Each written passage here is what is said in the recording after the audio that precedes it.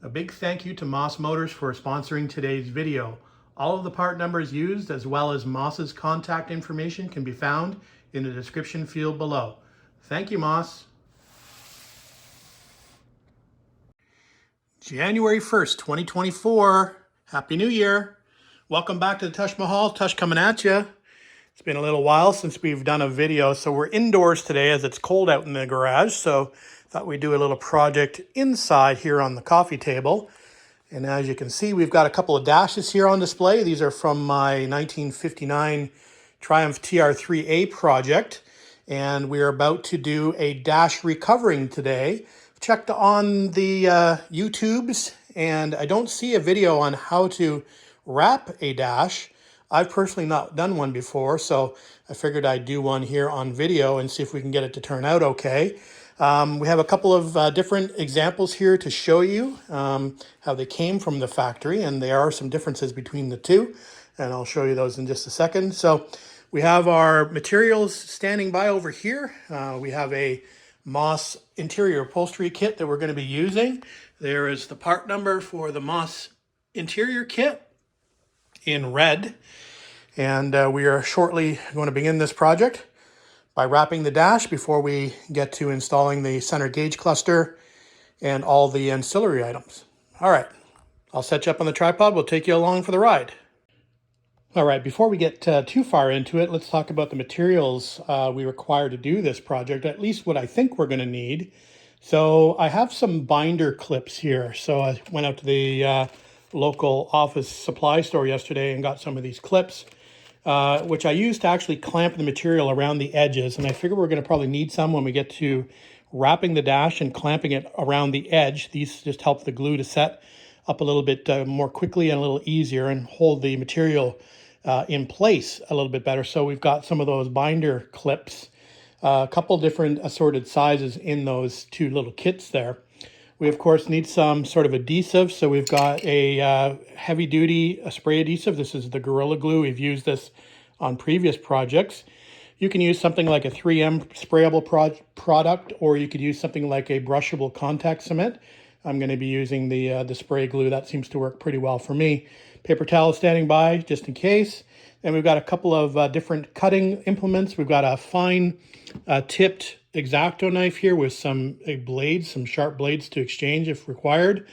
Small pair of detailed scissors, a larger pair of scissors to cut some material. We've got a roll of material there that we need to probably trim some from for the dashboard section or the glove box section. And then just as a regular, another small X-Acto knife. So those are the materials we're going to need. I believe we'll probably need to get a flat-headed screwdriver at some point when we get to this dash cubby door to remove the hinge from the bottom here.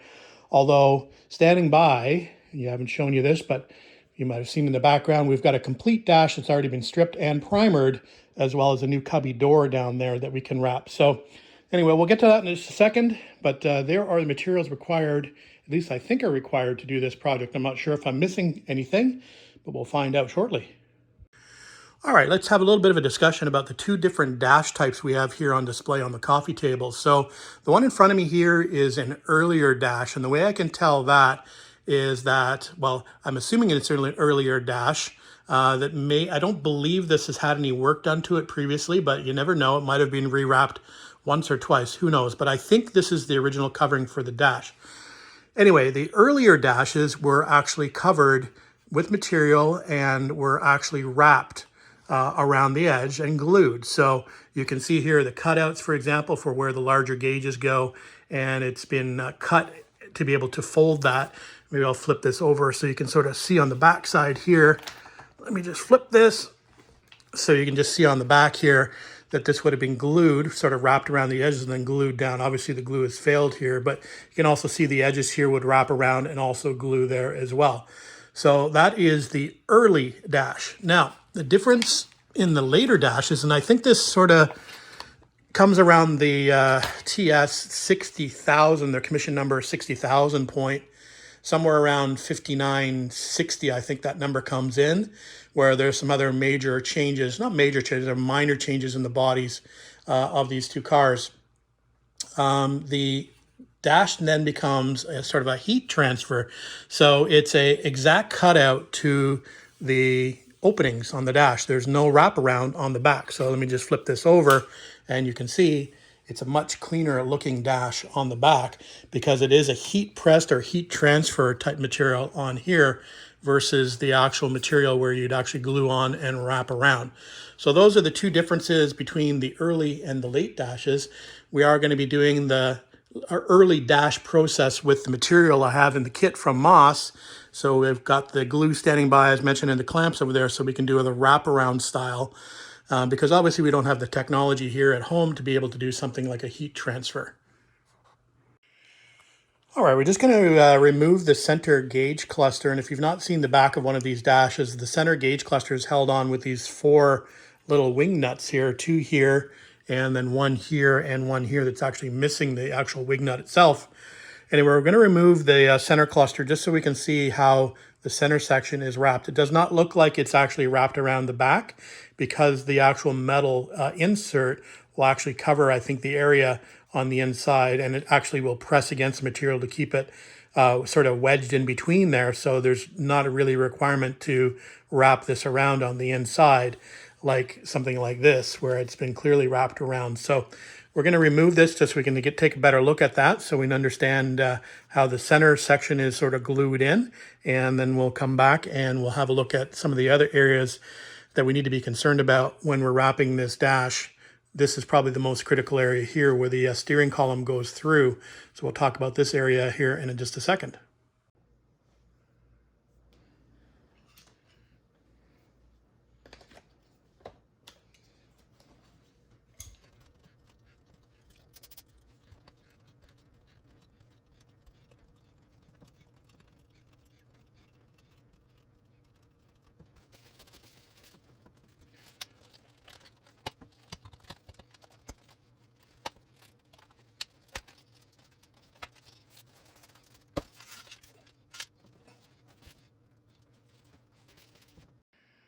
All right, now that the center cluster is out, you can see how that material is trimmed there around the opening, and there's actually been holes punched for the pegs for the gauge cluster to go through to keep this down. So again, not wrapped in the center section.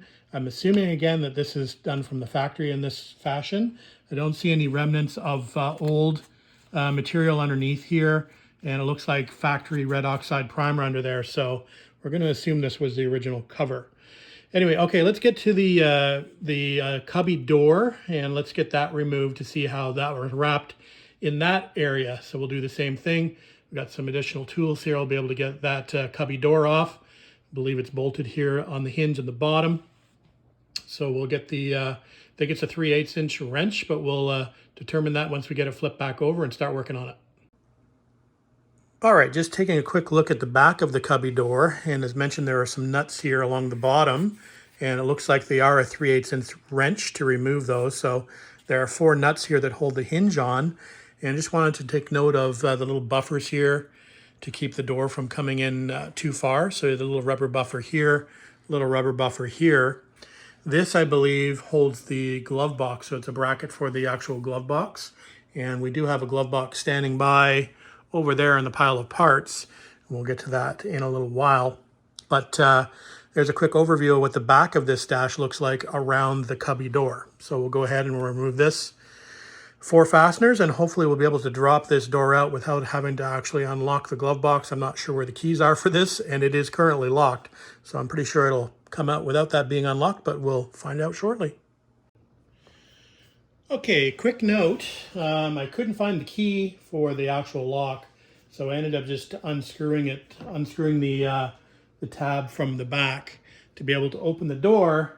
And the door needs to be opened because there are little screws actually along the bottom here, screw heads.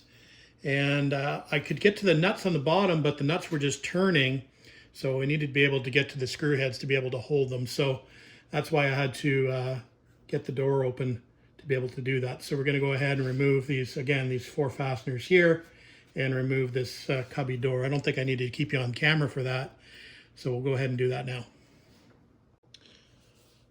All right, the cubby door is now off. Here are the little fasteners that hold that hinge to the bottom of the dash. So we'll come back to this afterwards because obviously the face of this needs to be reupholstered as well. So we'll actually, looks like we have to take the back off this, the back aluminum piece, to be able to tuck the material in behind the aluminum. But we'll get there when we get there. We'll do the main dash first, we'll come back to this secondarily. Okay, the reason we took the door off was to see how that was wrapped around the cubby opening. And again, you can see there's numerous little cuts here, and it's wrapped around the entire circumference of the cubby door opening and held up here by this little bracket, the little striker. I think that's where the latch is for the lock. So we'll have to actually remove that at some point and put it on the other dash. But anyway, there's a good idea of how that was wrapped from the factory. All right, we removed the little clips, the little upholstery clips from the back of the dash where they were applied, and we'll reserve these and use them on the new dash. Now, I've gone just about as far as I can go on this particular dash. Now, obviously, if I was using this dash and recovering this, I would need to remove the rest of the components like the overdrive switch here and like the brackets here and the little keeper or striker plate for the lock to be able to strip this dash entirely and refinish it prior to rewrapping it. But fortunately, as mentioned, I've already got one ready to go that's primed over there. So we're going to switch places with this. We are going to grab these components off this dash at a later time, but we'll leave them on here for now just for reference, and we'll remove them later when we need them. But that's about as far as we can go on here. So let's go to the stripped and primed dash. All right, I think we are ready to start. So we've got our piece of material here, and you can see in the Moss kit, it comes with this little pre-sewn area for where the steering column fits through. And as mentioned previously, I think this is probably going to be the most difficult part to actually get right on the dash. So we're going to start with probably the most difficult part first. I'm assuming that's going to be the most difficult. Anyway, we've got our freshly primered dash here. And all I can say about this is make sure that you give your primer enough time to dry and cure before you actually try to stick anything with glue to it. If the primer is not dry, probably the solvents and the glue are just going to lift the primer off, and the glue is not going to stick properly. So make sure you plan to strip and prime your dash at least a day, if not a few days in advance. All right, here we go. So as mentioned, I've never done one of these recoverings before, so this could be a little hit or miss, and this might not be the way that you do it, but it's the way I'm going to attempt to do it. As mentioned, I'm going to start working on this pocket piece at the front here. So what I've done is I've just basically clipped the material on to make sure I have enough running around the edges to be able to wrap this all the way around. And we've centered the best as we can this actual pocket here in the center of this area here. So when we pull it down and wrap it in, it's going to fold nicely in around the circumference of this little cutout for the steering column. So what I'm probably going to do first is I'm going to concentrate my glue in this area here, just on this little area here and this area here, just to be able to stick this area down here first, and then we'll work on working the sides out. But let's get this area stuck down first and see how it goes from there. One thing I should mention before we go too much further, so I'm not sure if you can tell or not, but this material is actually vinyl for the dash face. So the Moss interior kit does come with a couple of leather pieces, and where you can get an all leather kit if you want to, but for the most part, if you just order their normal kit or their deluxe kit, which is vinyl, you have pretty much vinyl door panels, back panels, wheel arch covers, etc., and dash facing. But there are a few leather components in the regular kit, like the railings for the doors and for the quarters, like where the B-posts are. Those are in leather in the kit. So just wanted to make sure that you are aware that I'm working with vinyl here and not leather. So we've applied the glue to both surfaces, and we're just allowing it to tack up here before we flip this over and try to tuck it in there nicely.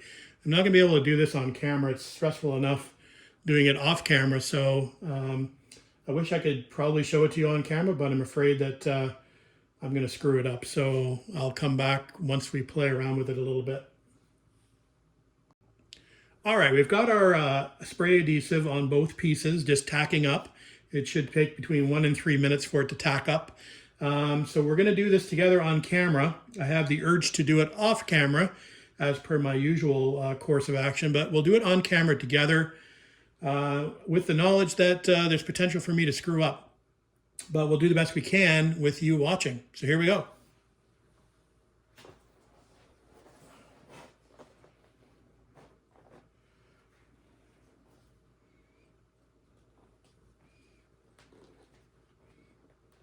So again, I'm just working on this area at the top here, and we want to get this in there nice and tight.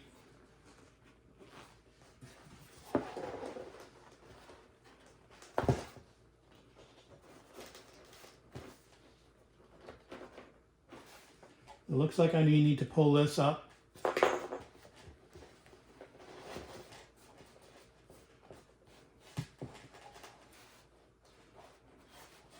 What I'm concerned about here is positioning it in such a way where I have the material off-centered, and that's going to affect the positioning of the material on the rest of the dash when I lay it out. I want to make sure that I have enough material to wrap it around the edges. So that's what I'm concerned about here, is just making sure that we have this positioned correctly so we don't run into problems later on. So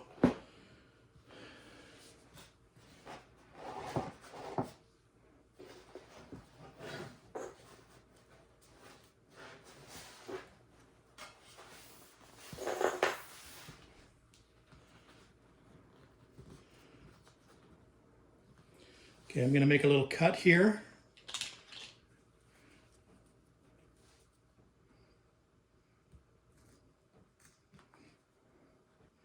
Maybe a few cuts.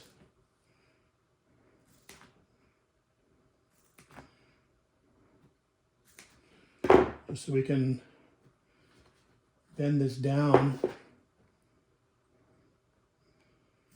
Just got to be careful we don't cut too deeply.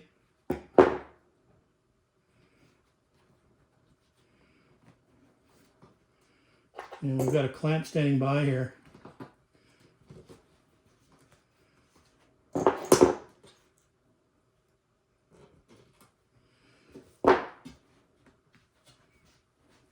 So we haven't glued anything down here on the sides yet. Just this pocket up here has been glued. So see how we're doing.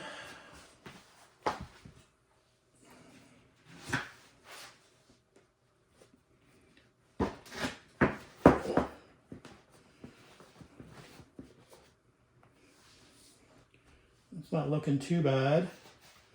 So I think what we'll do now is we'll try to concentrate on getting the sides stuck down.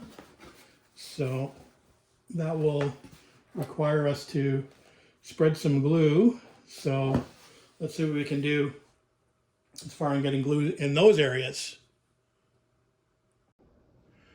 All right, we've sprayed glue now on the back of the dash piece and the back of the material. So we're getting ready for it to wrap this tightly on this side. So I think what I'll do is I'll flip it back over and probably work from the front side. I want to make sure that we're keeping our hands fairly free of glue residue, so don't want to mark up the material. Anyway, we'll do the best we can to keep things looking clean, but that can be a challenge when you're working with glue. So let's see what I can do here to get this to stick nicely.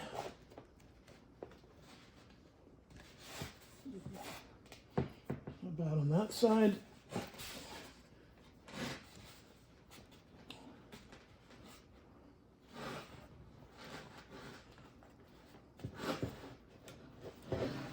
Okay.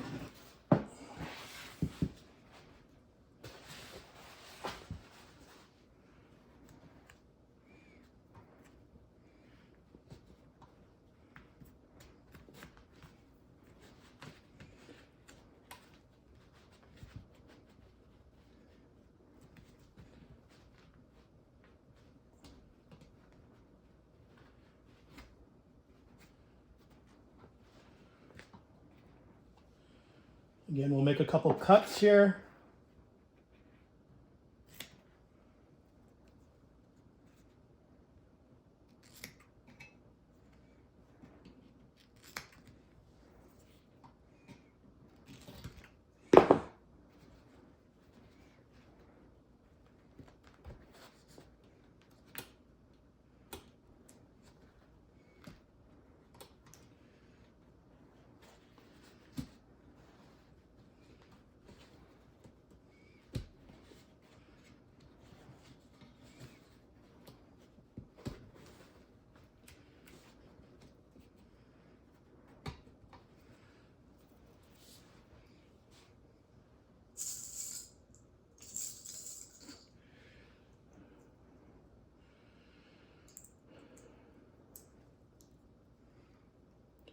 Got a couple more clips here.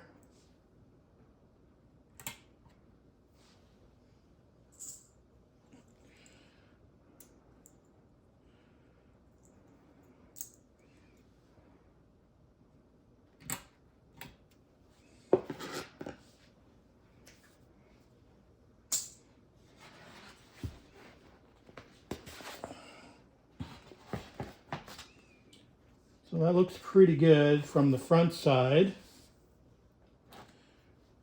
Not too bad.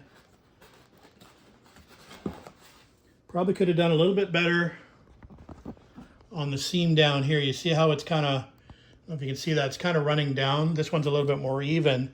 So maybe I want to try to pull this up and make it a little more even on the edge versus being so far down on that side. I know it's hard for you to see, but anyway, we'll play around with that and see if we can get that fit a little bit better.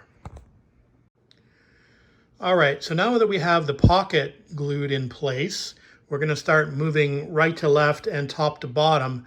So we're going to move to the right here. So I've applied some glue here and some glue on the back of the material. And we're going to start stretching it to the right-hand side of the dash and taking out all the wrinkles that we can along the way, as well as doing a little bit of trimming down the bottom here and you know, some relief cuts to allow this to wrap under the dash properly along the way. I'm not exactly sure how we're going to do that, but we'll figure it out along the way. Sorry guys, but it's pretty difficult to film this, unfortunately. But anyway, we're got the pretty much most of the flat part of the covering done, and we're just on to the last section here on the driver's side. And we'll get this stuck down and smoothed out. And then we're going to have to figure out how we're going to wrap this around the edges of the dash. There's going to be quite a lot of cutting to be able to do that. So far so good, though. I think everything is looking not too bad, but it's really going to come down to how it finishes around the edges. And once we cut out the areas that need to be cut out, like for the gauge cluster and for the cubby box, obviously those areas will need to be tucked around the back as well. So we'll get to doing that fairly soon after we get this area down here stuck down. So we're just making our way around the top of the dash since it's the easiest part to wrap. The bottom is a lot more intricate. So we're just doing a little piece at a time, you know, doing probably 6 to 8 inches basically, and trimming where I need to be and doing little cuts in it so we can do the bends. So we're just taking our time and we're making sure that we stretch it where we can to make sure that the front doesn't have any wrinkles. So that's all we're doing basically, and making our way around the entire dash doing that. We'll probably go to that end over here after we finish this end, and then we'll tackle the bottom the best we can.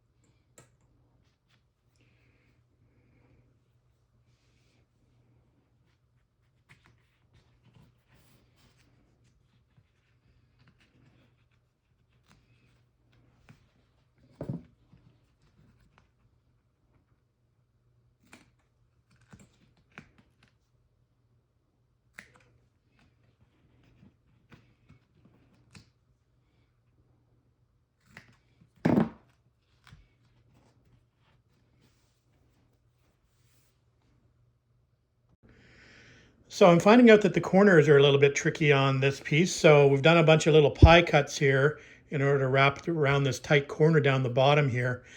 So hopefully that's going to work. We've got the glue applied, so we'll see if this works out okay.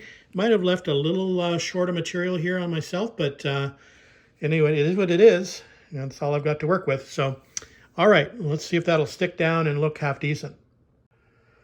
Okay, corners are now done, so we're back to the tricky bit here where the steering column goes through, and we're trying to figure out how we figure out the bottoms of these pieces, how do we tuck these in. So we've taken a look at the old dash as a template, and it looks like this piece gets glued around the edge, and then this bottom piece gets glued over top and captures it like that. So we're going to try to do the same sort of thing. So we've split the stitches up as far as we need to, and we're going to stick this bottom piece here against this on the flat, and then we're going to roll the other bottom piece over the top of that. That's what we're hoping to do to make it nice and clean. We don't want to cover this hole here. That is for the trip reset, so we'll want to leave that open. Anyway, so we're making progress. So if we get this area done, I think we're pretty much home free. This is, again, the most difficult area, I think, to do. Then we'll start, I think the next process will be to start trimming out some of the areas for the gauges and for the center cluster and for the cubby door, and get ready to sort of start pulling that and wrapping those areas around the back of the dash. All right, while we're waiting for the glue to dry on this other section back over here, we're going to start trimming out some of the areas. So we're going to start with the center gauge cluster. And all we're going to do is we're just going to carefully trim around the edge here, probably by about 1/4 inch, because we want to make sure that we have some material left over to be able to push down. You can see it sort of released from where we pushed it in to the depression on the front. So we want to make sure that it gets stuck back in here and we have enough material. So we'll leave a little bit of extra. We can always come back and trim it a little bit more if need be. So like I said, we're going to just use our fine X-Acto knife and sort of trim around the outside carefully and see how we do. So let me give this a shot. Again, I don't really like doing this on camera. It makes me nervous, and you only get one shot at this. So anyway, we'll give her a go. Let's go.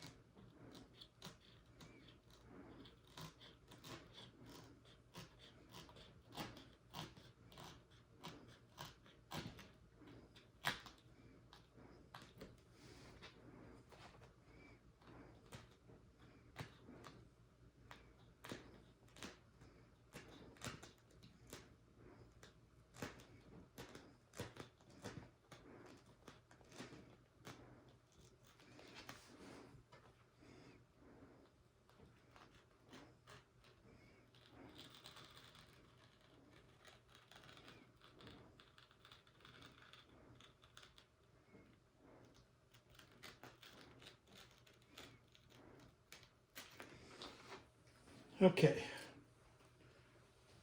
It wasn't too bad. So we're going to make sure that this gets stuck really well. Probably spray a bit more glue in here and make sure that's adhered properly. Again, the center gauge console or cluster is going to help hold that in as well. We want to make sure that it's actually stretched tightly before we go ahead and install that at some point. All right, just a quick update. Everything is now glued up, And we'll give you a little bit better detail shot on some of those areas like here that I was concerned about. It seemed to have come out okay. So I think what we're going to do now is we're going to trim out the Cubby glove box area and the Speedo and Tach areas. We'll trim those out as well, and we'll get those pulled and glued around the backside as well. Okay, we're making pretty good progress on the dash, and it's looking not too bad.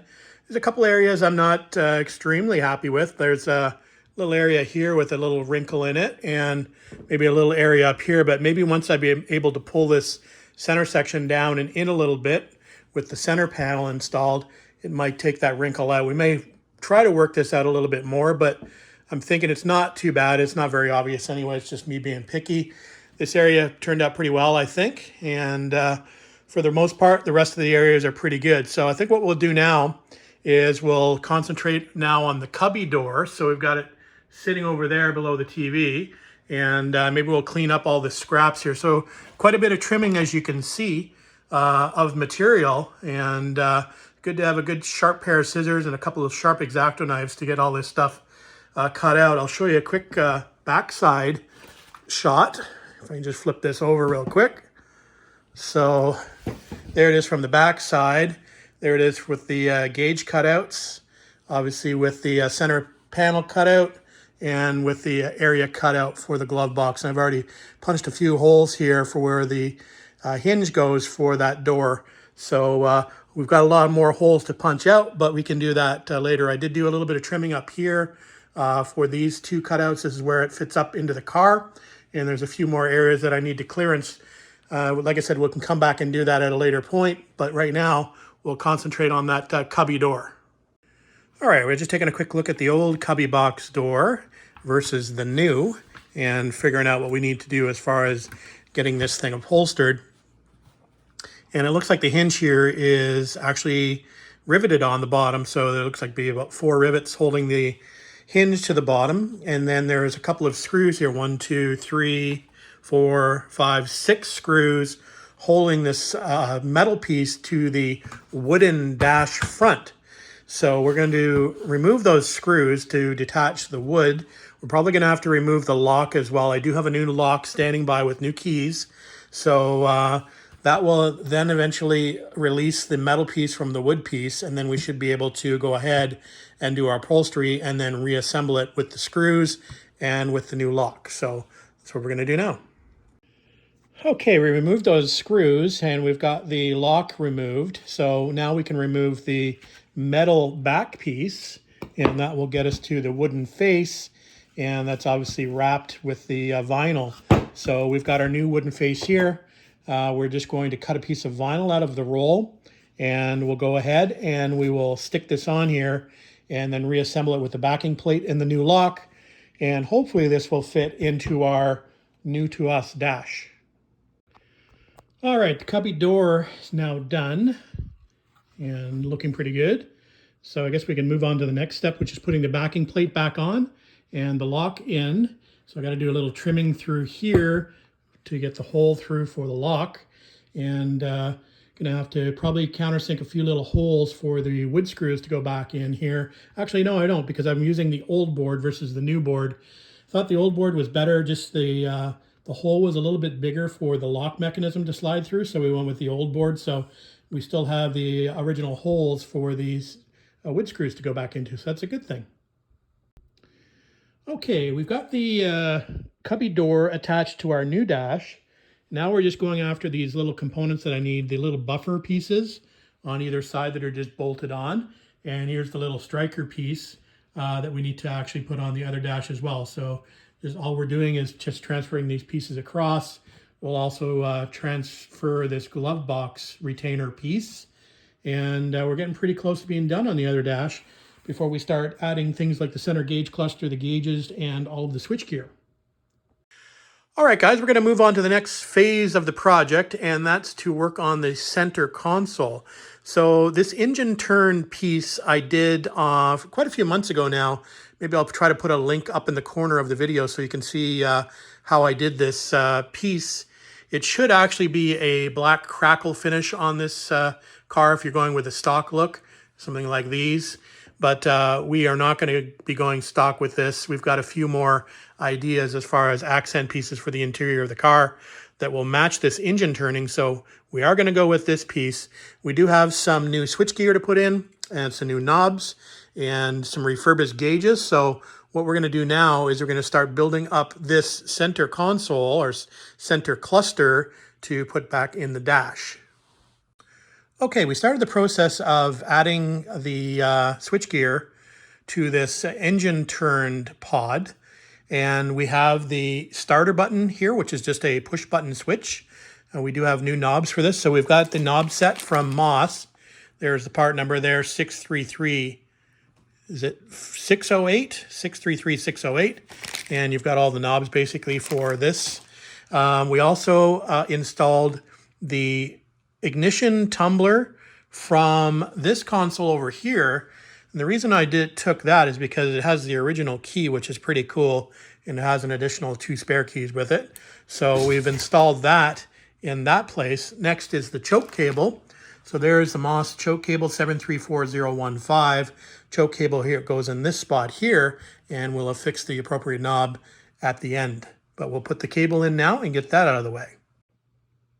All right, the next switch we're going to install is for the headlights, which is a 2-position switch. So it actually operates the parking lights or the running lights and the headlights. So it's a 2-position switch, and maybe I can sort of demonstrate this, or maybe I can sort of show you it once it's on the once it's installed. Anyway, the part number from Moss for this one is 140-500, and we'll get it installed and I'll show you how it functions. Okay, so we have the new knob installed, and here's how it works. So to run your running lights, you basically pull it out 1 click. So that will run your running lights or your parking lights, whatever you want to call them. Then when you want to switch your headlights on, you turn it and you pull it out 1 more click. That will run your headlights on. So it's basically just a turn back. So push down basically till you get back to your running lights. Then you turn it and then push it home to turn them off. So there's that 2-position switch installed. And we'll get the knob for the starter button here, which is right there. Pick the right one. Let's pop that on there. So there's the knob for the starter button, which is just a push button. So there you go with the starter button installed. Again, the keys obviously got to be on for the starter button to be activated, but there is the starter button installed. We'll go on to the next switch, which will be the panel lights, which are the lights in the dash. Okay, switches installed for the panel lights, and this is just a simple push-pull switch, similar or the same as this switch, which is going to be for the wipers, which is also a simple push-pull switch. Part number 140-500. So there it is there, and we'll get that installed in the top location for the wipers.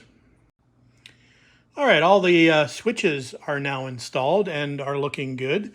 So let's go ahead and install the gauges. So these are the correct order the gauges need to be installed in for a left-hand drive car.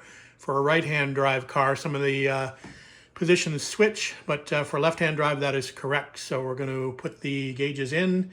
I think we're going to have to borrow the temperature gauge from this console or this cluster because we're missing a temperature gauge, or we actually have one down here on the floor that the cable is actually broken. So we're going to be using this one out of this pod. All right, the center gauge cluster is now installed, and I think it's looking pretty good. Next thing to do is to install the overdrive switch. This is Moss part number 542015.